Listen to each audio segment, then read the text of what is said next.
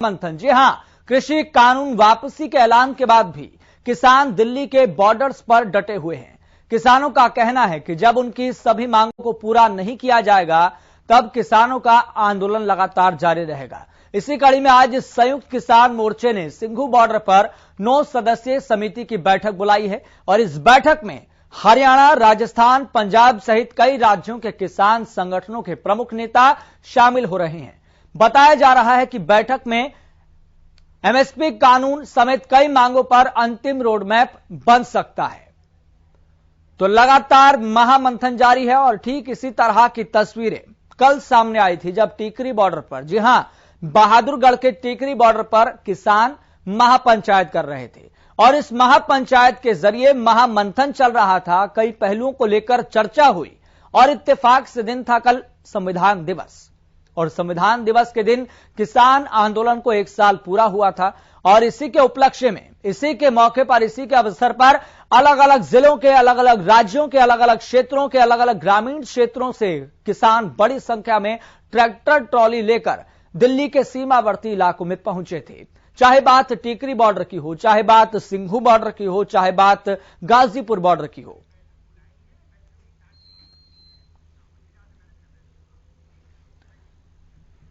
तो आपको बता दें, किसानों की कई मांगे हैं जिसको लेकर लगातार किसान न केवल चर्चा कर रहे हैं और चर्चा के जरिए जब ये बात सामने आई और ये बात सीधे तौर पर स्पष्ट भी कर दी गई, 2 टूक कह दिया गया था कल जब महापंचायत टीकरी बॉर्डर पर चल रही थी कि जब तक हमारी जो अन्य मांगे हैं, एमएसपी गारंटी कानून बनाने के साथ साथ जो अन्य मांगे हैं, जब तक सरकार इन मांगों को नहीं मानेगी तब तक हम धरने से उठने वाले नहीं हैं।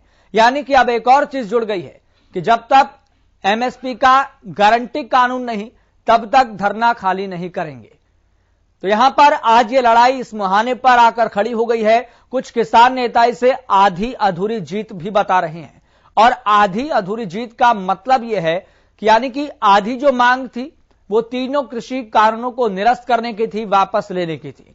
इसी को लेकर प्रधानमंत्री नरेंद्र मोदी ने ऐलान तो कर दिया, लेकिन उम्मीद यह जताई जा रही थी, लगने यह लगा था कि अब तो किसान आंदोलन खत्म हो जाएगा, लेकिन अभी किसान अपनी बातों पर अड़िग हैं, किसान पूरी तरह से अड़े हुए हैं और आज जो बैठक होनी है वो बेहद महत्वपूर्ण है। वो बेहद महत्वपूर्ण इसलिए है चूंकि संयुक्त किसान मोर्चा इस बैठक में तय करेगा कि आगामी रोडमैप क्या हो, आगामी खाका क्या हो। चूंकि एमएसपी गारंटी कानून किसानों को अब चाहिए कि एमएसपी को सुनिश्चित करने वाला चौथा कानून आप लेकर आए। आपने तीनों कृषि कानून रद्द कर दिए हमारी मांग के अनुसार, लेकिन एक और प्रमुख मांग हमारी ये थी कि आप एमएसपी गारंटी कानून बनाएं। तो कई दौर की वार्ता हुई थी पहले और अभी तक कोई वार्ता नहीं हुई है। अभी हाल ही में भी किसान नेताओं के द्वारा, संयुक्त किसान मोर्चे के द्वारा प्रधानमंत्री नरेंद्र मोदी को खत भी लिखा गया था, पत्र भी लिखा गया था और कुछ किसान नेता तो ये कह रहे हैं कि जब तक उस खत का जवाब नहीं आता तब तक भी यह आंदोलन जारी रहेगा और इन मांगों पर सरकार कितना गंभीर है यह भी देखना होगा। सरकार को तुरंत इस पर कम से कम रिप्लाई तो करना चाहिए। ग्राफिक्स हम आपको बताते हैं थोड़ा समझने के लिए। एमएसपी पर बनने वाली कमेटी को टाइम बाउंड करना, ये कुछ अन्य मांगे भी है किसानों की। 14,000 किसानों पर जो मुकदमे दर्ज हो रखे हैं उनको वापस लिया जाए। शहीद किसानों के परिवारों को मुआवजा देने की मांग भी की गई है। बिजली संशोधन कानून को रद्द किए जाने की मांग भी की गई है। इसके साथ साथ सिंघू बॉर्डर पर किसानों के लिए यादगार स्थल बनाया जाए। एमएसपी पर बनने वाली कमेटी को टाइम बाउंड किया जाए। जो प्रधानमंत्री नरेंद्र मोदी ने ऐलान किया था अपने संबोधन में कि हम एमएसपी को प्रभावी और पारदर्शिता के साथ लागू करने के लिए इसके लिए कमेटी का, एक समिति का गठन करने जा रहे हैं जिसमें राज्यों के प्रतिनिधि शामिल होंगे, इसमें केंद्र के प्रतिनिधि शामिल होंगे और इस कमेटी में कृषि वैज्ञानिक, कृषि अर्थशास्त्री और किसान भी शामिल होंगे जो एमएसपी को प्रभावी और पारदर्शिता के साथ लागू किस तरीके से किया जाए इस पे तमाम पहलुओं को लेकर चर्चा करेंगे। हालांकि इस कमेटी को लेकर किसान नेता लगातार ये मांग कर रहे हैं कि इसको टाइम बाउंड किया जाए, कि एक समय सीमा के भीतर इसका निष्कर्ष निकले, इसका कंक्लूजन निकले, फिर जो फैसला होगा वो सरकार लागू करे। लेकिन अभी फिलहाल जो किसान अपनी इस बात पर अड़े हुए हैं कि एमएसपी को गारंटी कानून बनाया जाए कि एमएसपी आप खरीदेंगे जो फिलहाल सरकार खरीदती है। जो अब दूसरे ग्राफिक्स भी आपको समझाते हैं। संघर्ष का 1 साल बीता है। 5 जून 2020 3 कृषि बिल संसद में पेश किए गए। 14 सितंबर 2020 केंद्र सरकार संसद में अध्यादेश लाई। 17 सितंबर 2020 संसद के निचले सदन लोकसभा में अध्यादेश को मंजूरी मिली। संसद के ऊपरी सदन राज्यसभा में भी अध्यादेश को मंजूरी मिली। तो 20 सितंबर 2020 का यह था। अब 24 सितंबर 2020 पंजाब में किसानों ने 3 दिन के लिए रेल रोको आंदोलन की घोषणा की। शिरोमणि अकाली दल कृषि कानून के विरोध में केंद्र सरकार से अलग हुआ। हालांकि भारतीय जनता पार्टी को राजनीतिक नुकसान तो हुआ है, इस बात में कोई दो राय नहीं है। राष्ट्रपति रामनाथ कोविंद ने तीनों कृषि कानूनों को मंजूरी दी। 25 नवंबर 2020 की बात करें तो पंजाब और हरियाणा के किसान संघों ने दिल्ली चलो आंदोलन की घोषणा की। 28 नवंबर 2020 गृह मंत्री अमित शाह ने किसानों से बातचीत की पेशकश की कि चलो बातचीत करते हैं इस मसले पर। फिर 3 दिसंबर 2020 सरकार ने किसानों से पहले दौर की बातचीत की, लेकिन कोई परिणाम नहीं निकला। 8 दिसंबर 2020 किसानों ने भारत बंद का आह्वान किया था, ऐलान किया था। मिला जुला इसका असर देखने को मिला था। 9 दिसंबर 2020 की बात करें तो किसान नेताओं ने तीनों कृषि कानूनों में संशोधन के केंद्र के प्रस्ताव को खारिज किया। 30 दिसंबर 2020 सरकार और किसान नेताओं के बीच छठे दौर की बातचीत में कुछ प्रगति दिखी। लगा कि कुछ परिणाम निकल आएगा, समाधान निकल आएगा, लेकिन समाधान नहीं निकला। सरकार और किसान नेताओं के बीच 7वें दौर की बातचीत भी हुई, लेकिन परिणाम नहीं निकला। 7 जनवरी 2021 सुप्रीम कोर्ट 11 जनवरी से नए कृषि कानूनों और विरोध को लेकर लगातार चर्चा करने लगा। केंद्र सरकार को फटकार भी लगाई गई। तो सुप्रीम कोर्ट ने कृषि कानूनों पर रोक लगाई थी। 12 जनवरी 2021 की यह बात है। 26 जनवरी 2021 गणतंत्र दिवस पर पुलिस और किसान आमने सामने आए थे। आपको याद होगा यह प्रकरण वो था जब किसान आंदोलन पर एक दाग भी लगा था। तो पीएम ने कृषि कानून वापस लेने का ऐलान कर दिया 19 नवंबर 2021। तो पूरा ये घटनाक्रम रहा। ऐसी तारीखें रही जब जब अलग अलग प्रकरण, अलग अलग घटनाक्रम देखने को मिले और संघर्ष का 1 साल कब बीत गया और कैसे बीता है, इसको अच्छे तरीके से किसान बता सकते हैं। चलिए आपको बता दें कि इस मसले पर हमारे साथ बातचीत करने के लिए भाकियू के राष्ट्रीय प्रवक्ता स्वामिंदर हमारे साथ जुड़ गए हैं। स्वामिंदर जी, आज की तारीख, आज की महाबैठक, आज का महामंथन कितना महत्वपूर्ण है किसान आंदोलन के लिए, सभी किसानों के लिए और आगे के रोड मैप के लिए? देखिए, लगातार किसान, आपको मेरी आवाज आ रही है? जी। लगातार किसान दिल्ली की दहलीज पे बैठा है। देश की सरकार को समझाने की हम कोशिश कर रहे हैं और जिस प्रकार माननीय प्रधानमंत्री जी ने कहा कि किसानों की बात मान ली है, मैं प्रधानमंत्री से बात कहना चाहता हूं आपके चैनल के माध्यम से। माननीय प्रधानमंत्री जी, आप उच्च कोटि के विद्वान हैं, आपके पास समझ शक्ति बहुत अच्छी है, आपको तमाम पहलू, तमाम बातें याद रहती हैं जो आपने कही और आपने सुनी। तो मैं माननीय प्रधानमंत्री जी को कहना चाहता हूं कि जो खत आपने खुद लिखा था कि किसानों को एमएसपी मिलनी चाहिए, किसानों का अधिकार है, उसके लिए प्रधानमंत्री जी को सामने आना चाहिए और खुले मन से जो किसानों की डिमांडें हैं, राष्ट्र हित में है, देश हित में है, उनको स्वीकार कर और इस मानसून सत्र के अंदर 29 तारीख से शुरू होने वाला है, उसमें उनको खुद रखनी चाहिए सभा पटल के ऊपर और उसकी पैरवी प्रधानमंत्री को करनी चाहिए क्योंकि देश की 70% आबादी आज उनसे ये उम्मीद लगाए बैठी है और देश का आम जनमानस भी उपभोक्ता पीडीएस का जो अनाज लेता है उसके साथ जो अन्याय हुआ, और आपने देखा, हमने भी देखा है कि कितना उसका अन्याय हुआ है। उस उपभोक्ता को जो सरकार द्वारा सरसों का तेल दिया जाता था वो गैप हो गया है। 10 लाख से अधिक उपभोक्ता हरियाणा से वंचित हो गए हैं, उनकी रसोई में तड़का नहीं लग रहा। प्रधानमंत्री जी, आपको किसान और इस देश के गरीब गुरबा के अनाज की सुरक्षा करनी होगी और आपको सामने आना होगा। स्वामिंदर जी, क्या लड़ाई अब इस बात की है कि हुकूमत को झुकाना है? नहीं नहीं, ऐसा कुछ भी नहीं है। देखिए, देश का किसान कभी नहीं चाहेगा कि हमारी सरकार या हमारे द्वारा सरकार जो झुके। हम तो सरकार की बेहतरी की कामना करते हैं, हम देश की बेहतरी कामना करते हैं। आप ऐसे समझिए, दिल्ली की दहलीज पर बैठा किसान एक दुआ कर रहा है कि हम फकीरों से जो चाहे वो दुआ ले जाए। आज यहाँ बैठे हैं हम खुशबुओं की तरह, कल हवाओं की तरह से गुजर जाएंगे। आज किसान यहाँ पर खुशबू फैला रहा है, देश में नया गीत गाया जा रहा है, आर्थिक मुक्ति की आजादी का गीत गाया जा रहा है, युवाओं में नया जोश है। लेकिन स्वामिंद्र जी, समाधान तो तभी निकला करते हैं जब दोनों तरफ से अच्छी सकारात्मक पहल हो, जब दोनों तरफ से कुछ कदम आप बढ़ाएं, कुछ कदम सरकार बढ़ाए। सरकार ने तो बढ़ा दिए, लेकिन किसान नेता कदम आगे बढ़ाने को तैयार नहीं है। किसान तो लगातार अपनी मांगों पर अडिग हैं और ये किसी भी लोकतंत्र के लिए मुझे लगता है कि अच्छा नहीं होता। समाधान निकलना चाहिए ना, सभी परेशान हो रहे हैं, किसान भी परेशान हो रहे हैं और इस दुख दर्द को हम भी देख रहे हैं। यस जी, आपकी बात की मैं तारीफ करूंगा और मैं आपकी बात को बड़ा करने की कोशिश करूंगा कि बिल्कुल समाधान दोनों पक्षों से बैठकर ही निकलता है। 1 साल से अधिक किसान हो गया दिल्ली की दहलीज पर बैठे हुए। पूरे भारत में प्रधानमंत्री जी के इस कृषि हस्तक्षेप के कारण, कृषि कारोबार में हस्तक्षेप के कारण पूरा देश का किसान आज इकट्ठा हो गया है, दिल्ली में आकर बैठा हुआ है। तो प्रधानमंत्री का नहीं बनता था, फर्ज नहीं बनता था कि वो किसानों के बीच में आकर बैठते, दो चर्चा करते, दो किसानों की सुनते, दो अपनी कहते।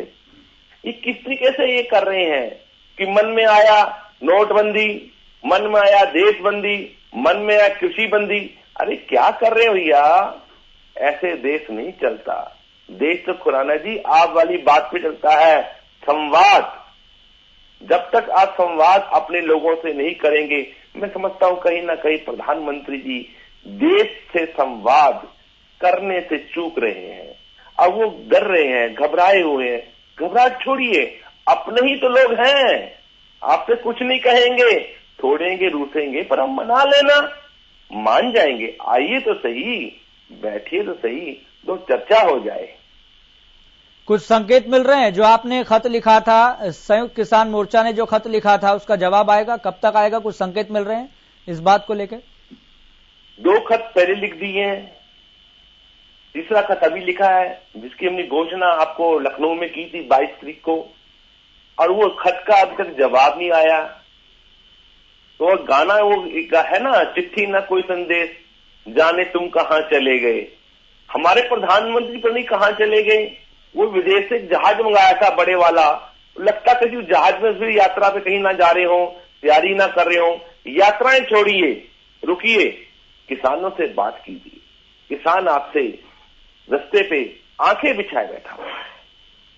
लेकिन स्वामिंद्र जी, प्रदेश के मुख्यमंत्री मनोहर लाल तो पत्रकारों के सवालों का जब जवाब दे रहे थे, उन्होंने कह दिया कि लगता नहीं कि एमएसपी का गारंटी कानून संभव हो उसको बनाना।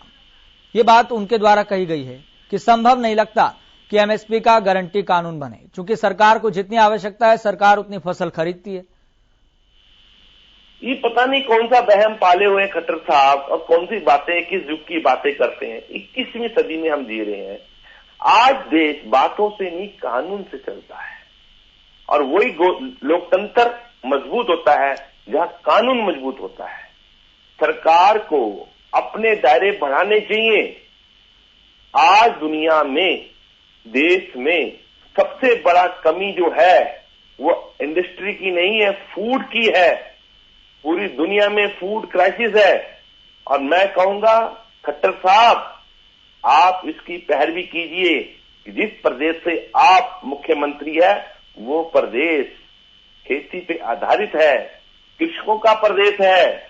अगर आपके प्रदेश में कृषक सुरक्षित नहीं है, स्वामिंद्र जी, प्रदेश सरकार तो 10 फसलों पर एमएसपी पर ये खरीदती है ना फसलें, और कई लाख करोड़ का किसानों को पैसा भी पहुंच चुका है। ये डाटा कल दिया था विजेंद्र नेहरा ने, जो कि बीजेपी के प्रवक्ता थे, उनके द्वारा ये बताया गया था कि पैसा लगातार किसानों के अकाउंट में पहुंच रहा है। हम 10 फसलों पर एमएसपी के जरिए ये फसल खरीदते हैं, किसानों को फायदा हो रहा है।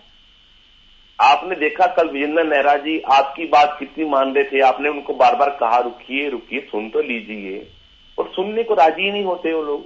आज स्थिति बीजेपी की होगी बौखलाहट में कुछ भी बोल जाते हैं, इतने बौखला गए हैं कि अपनों की बात नहीं सुन पाते। प्रधानमंत्री बोले कृषि बिल वापस ले लिए, ये बोलते फिर आ जाएंगे। मुझे लगता है बीजेपी के अंदर दौड़ लगी है प्रधानमंत्री बनने की कि हम प्रधानमंत्री से बड़े हैं, और मुझे लगता है हरियाणा का मुख्यमंत्री कुछ ऐसा ही कर रहा है, ऐसे खेमे की वो पुष्टि करते नजर आ रहे हैं जो प्रधानमंत्री के साथ सहमत नहीं है। ठीक है स्वामी जी, आपके पास आता हूं, आपके पास मैं लौटता हूं। हमारे साथ हमारे संवाददाता लाजपत भी जुड़ गए हैं, उनसे ग्राउंड जीरो से रिपोर्ट ले लेते हैं। लाजपत, फिलहाल क्या अपडेट है?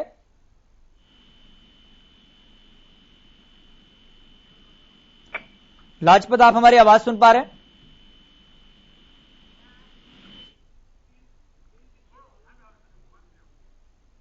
चलिए, लाजपत के बाद वापस लौटेंगे। कुछ तकनीकी दिक्कत आ रही है जिस वजह से संपर्क नहीं हो पा रहा है। स्वामिंदर जी लगातार हमारे साथ जुड़े हैं। स्वामिंदर जी, अपनी बात रखिए।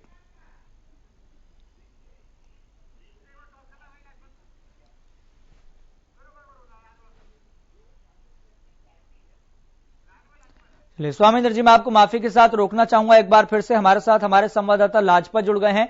लाजपत, फिलहाल क्या अपडेट है आपके पास? जी बिल्कुल, देखिए 3 कृषि कानूनों को लेकर लंबे दौर तक की बैठकें जारी रही। 1 साल तक संयम और शांति से किसानों ने अपना आंदोलन लड़ा, और इस आंदोलन में जब देश के प्रधानमंत्री ने तीनों कृषि कानूनों को वापसी के बाद कहीं ना कहीं किसानों में खुशी की लहर जरूर दिखाई दी। 10 किलोमीटर का जो दायरा है, जो किसानों के आशियाने 10 के 10 है, क्योंकि आपको बता दें कि कल का जो दिन था वो इतिहास में पन्नों में दर्ज होने का दिन था, क्योंकि आपको बता दें कि 3 कृषि कानून जो है इन पर काफी लंबा आंदोलन चला। अंग्रेजों के समय भी एक 9 महीने का आंदोलन चला था, और ये आंदोलन उसको पार कर चुका है।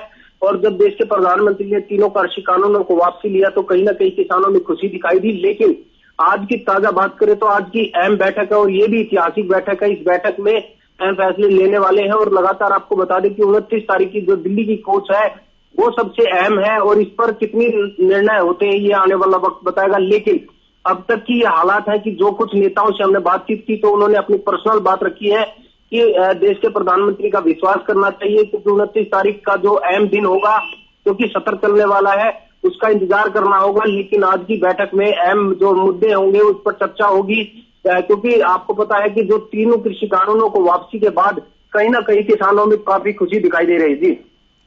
चलिए लाजपत, बहुत बहुत शुक्रिया ग्राउंड जीरो से रिपोर्ट देने के लिए। स्वामिंदर लगातार हमारे साथ जुड़े हुए हैं। स्वामिंदर जी, अपनी बात रखिए। देखिए, मैं पहले तो लाजपत जी का बहुत शुक्रिया करूंगा, जितना किसानों ने इस आंदोलन में दंड सहा, दुख सहा, सरकारों द्वारा उत्पीड़ना सही, उतना ही लाजपत जी से ही हमारे साथ वो बरसातों में भीगे हैं, हमारे तंबुओं में उन्होंने रात गुजारी है।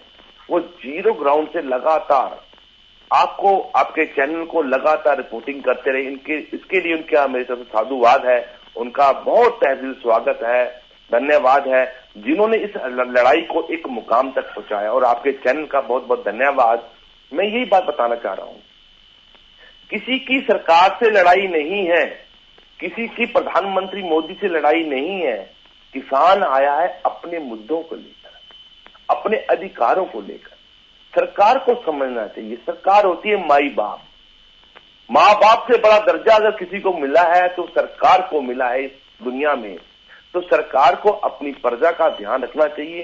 चंद पूंजीपतियों के इशारे पर, उनकी चकाचौंध देखकर देश के गरीब गुरबे के दीपक को बुझाने का प्रधानमंत्री जी काम ना करें।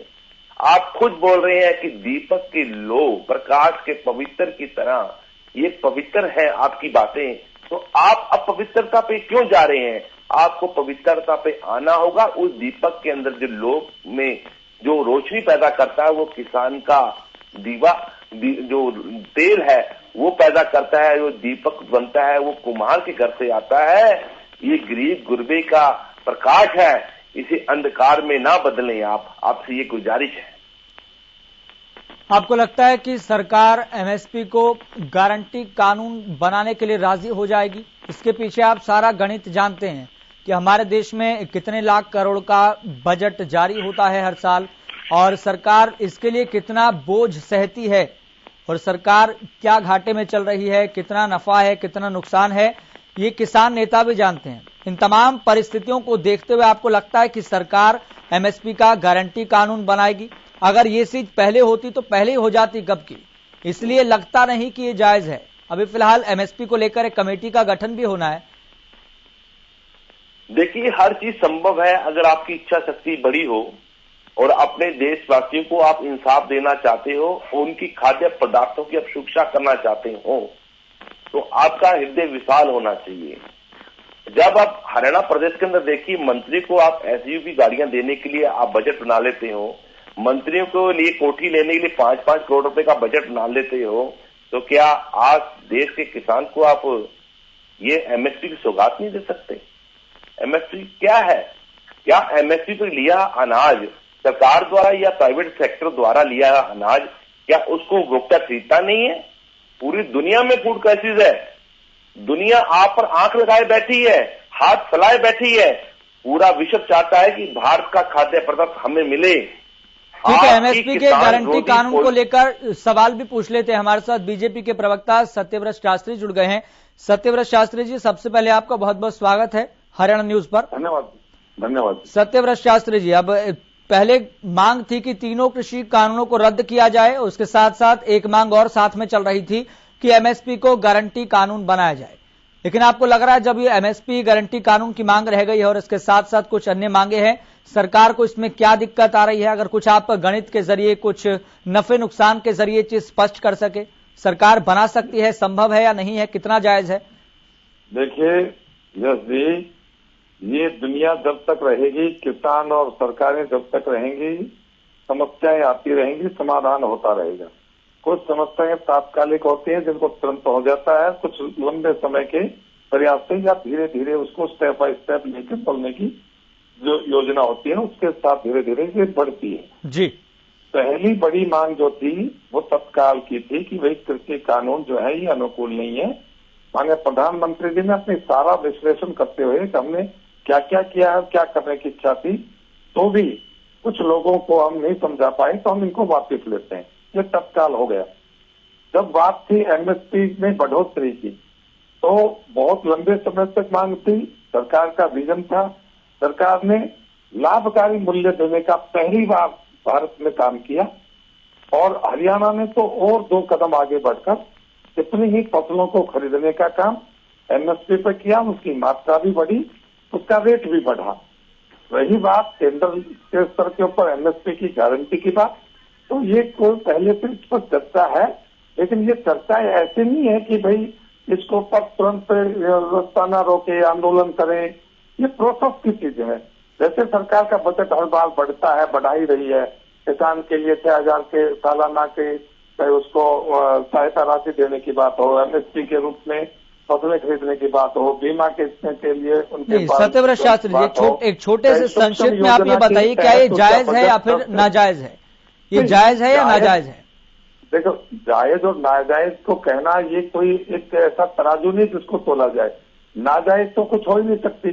जो वर्ग हमारा पिछले दिनों से, काफी दिनों से गरीबी की तंगहाली में जी रहा है और उसको उठाना ही सरकारों का काम होता है और वो सरकार की प्राथमिकता में है।